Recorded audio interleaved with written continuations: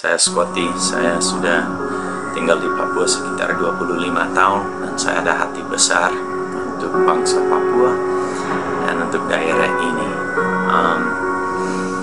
Saya sudah pernah buat video kerja kutukan atau rencana Tuhan. Saya baru datang,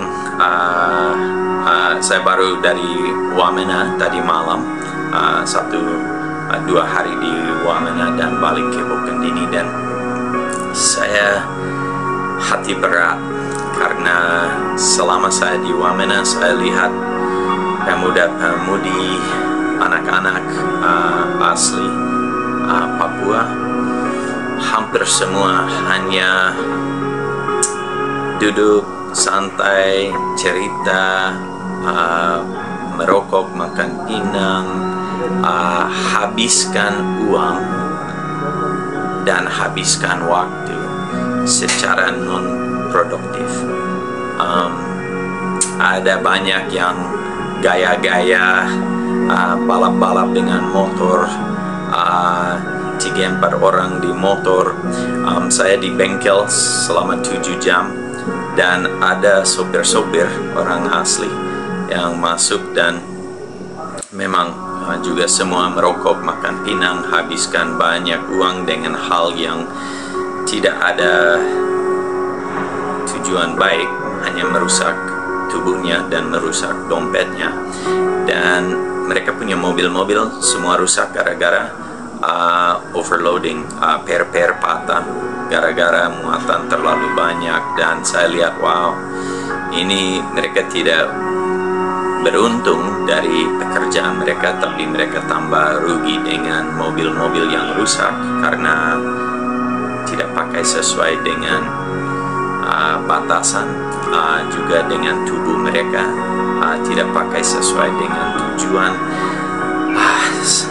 Dan sebaliknya saya lihat orang-orang non-Papua yang ada di Wamena, dan itu seperti semut-semut yang semua ada kegiatan.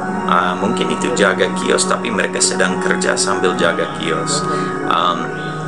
Di mekanik di situ, di bengkel di situ, mekanik semua dari Sumatera dan semua sibuk kerja pagi sampai malam, 6 hari seminggu.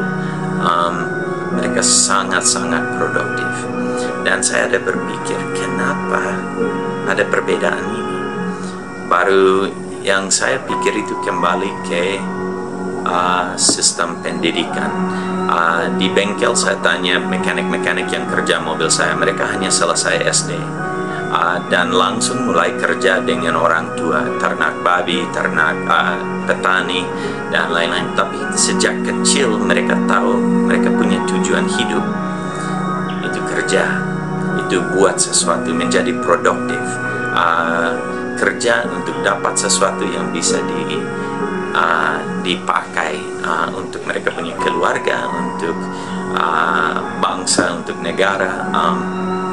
Dan pola kepercayaan itu sudah ada di dalam mereka walaupun mereka tidak masuk SMP, SMA, tetapi SD mereka jalan baik.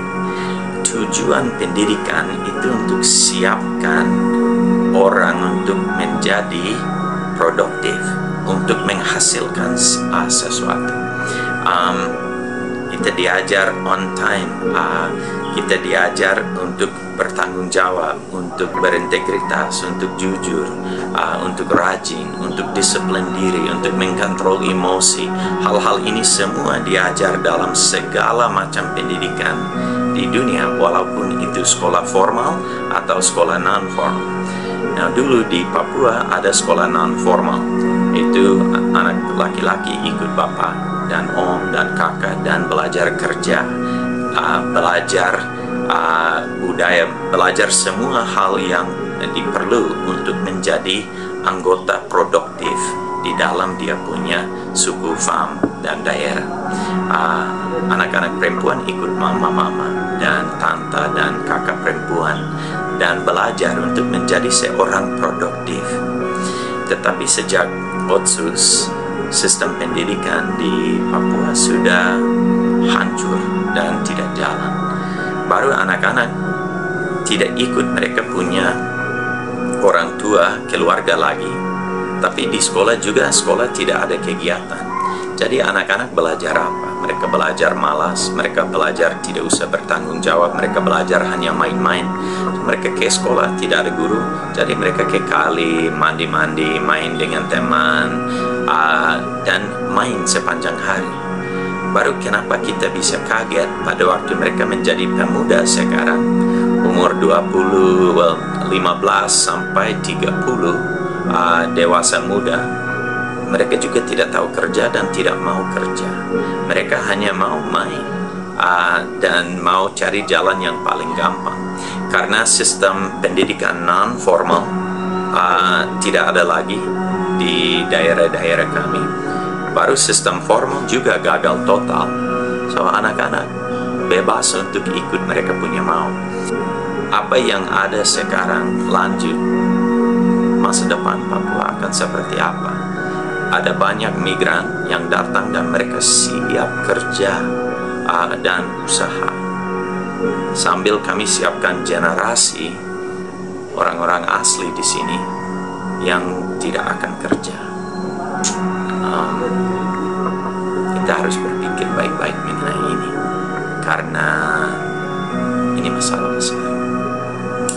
So, bukan tujuan saya untuk menjelekkan. Saya sebagai orang luar ada pendapat dari luar. So, saya harap kalau saya angkat cermin sedikit, pemimpin-pemimpin masyarakat dan pemuda-pemudi bisa mulai menilai diri, evaluasi, berpikir, cari solusi untuk masalah seperti ini. Menurut saya lebih baik semua sekolah yang tidak jalan tutup saja, anak dikembalikan ke orang tua dan mereka kerja dengan orang tua. Baru mereka akan menjadi anggota-anggota rakyat yang sangat produktif untuk masa depan Papua. Tetapi kalau tanya pemuda remaja sekarang mau jadi petani, tidak, harus keringat, itu panas, mereka tidak mau kerja. Tapi mereka belum siap untuk pekerjaan lain karena belum tahu matematika, belum bisa dagang, belum bisa apa-apa, karena mereka tidak ada pendidikan untuk siapkan mereka untuk hal lain. Tapi kalau mereka ikut bapak dan mama, mereka bisa menjadi tukang sensor, jual kayu, mereka bisa menjadi petani, mereka bisa ternak, dan itu seorang sangat produktif. Ingat, pekerjaan pertama yang Tuhan ciptakan itu seorang petani. Oke, terima kasih banyak. Maaf, harap tidak ada yang tersinggung. Saya sangat peduli dan mau lihat masa depan di Papua sangat cerah dan baik.